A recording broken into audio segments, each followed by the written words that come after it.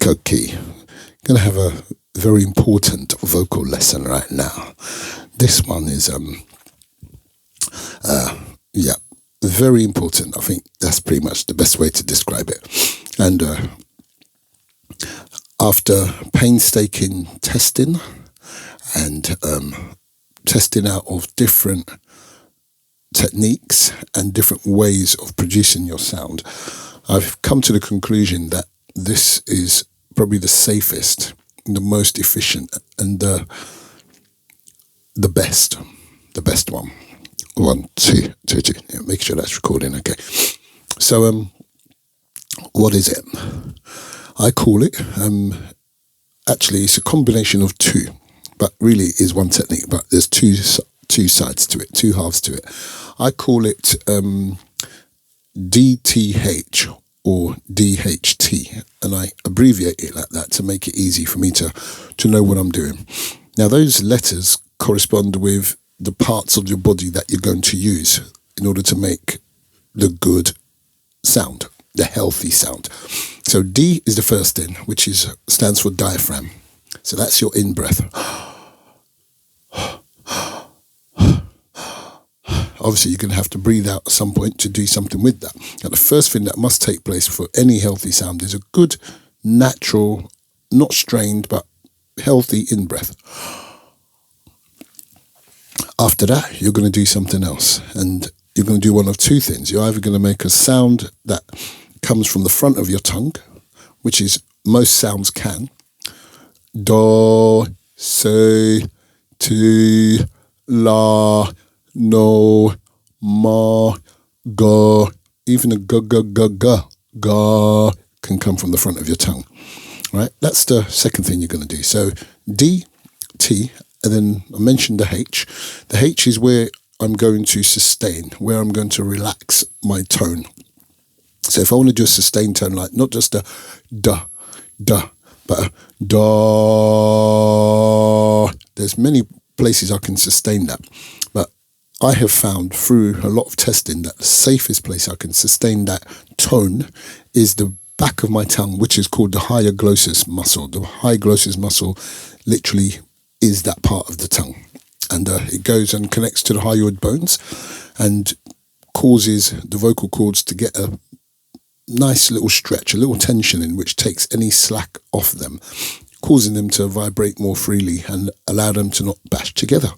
So the H part is a very important part of the vocal action, the hyoglossus. Without that action, the chords are more likely to bash together. Now, so you've got D, T, and H. So if I was to say do,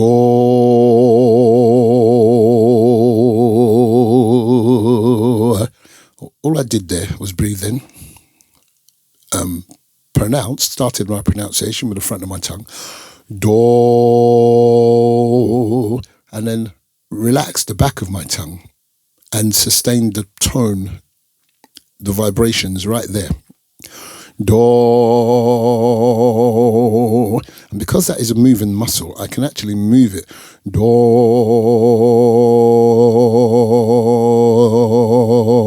And adjust my vibrato very directly. I can also make it quite stiff. Do. Which I obviously don't want to do, unless I'm doing it for an effect. Dear female, dear.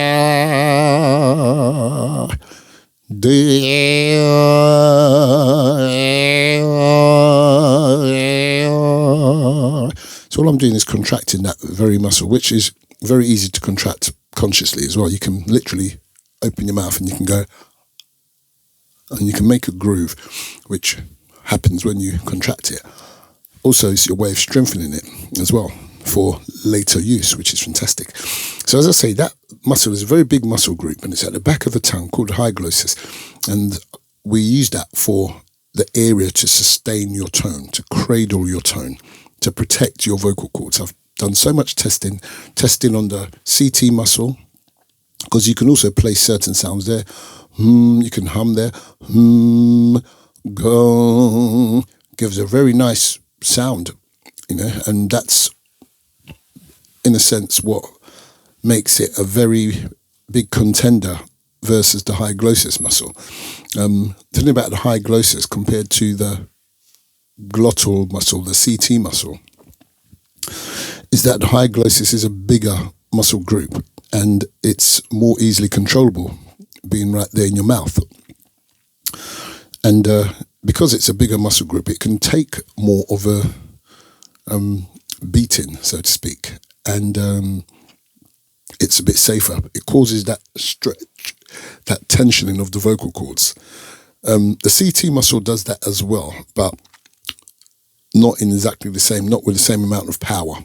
So your vocal apparatus will break down much sooner, in my opinion, if you're using the CT alone for your cord stretching. If you're using the hyglossus, go,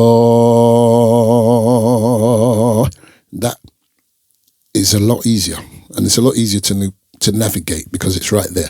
Go, it's at the end of every word. Together, together, together, and it also causes that laryngeal tilt that the CT muscle can cause as well, but it does it like a lever. It's almost like you got more leverage with the hyglossus muscle.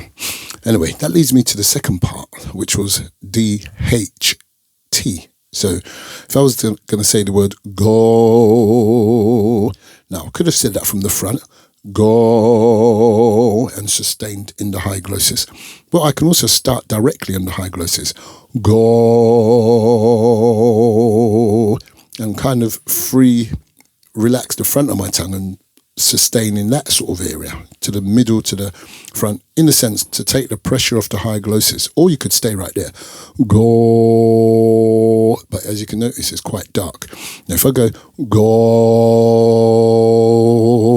and I flow towards the front, just relax the front, go, I've now got a very, again, very easy to produce tone and easy to produce technique. So that is basically it. The DTH and the DHT, in my opinion, are the safest vocal techniques to use. Most of the stuff you can do in DTH, you can go, which is great because you're pronouncing your words directly from the front all the time. Go, day, flowing through into the hyglossus, which is a lovely travel. It's almost like you're giving yourself leverage to get onto the hyglossus. You're flicking from the tip of your tongue, day, and you're flowing into the hyglossus.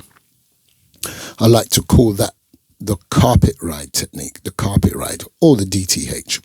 DTH is the parts. DT for tip of the tongue, H for the back for the hyglossus. Or go directly on the higher, finish off at the tip. Gone, gone, gone, gone.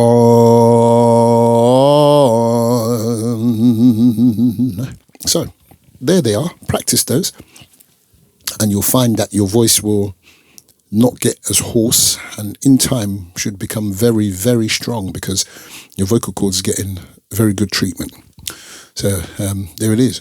Gone, gone. Those are the two different types. DHT, same word. Gone, DHT, and then gone, gone, DTH. Practice, practice, practice.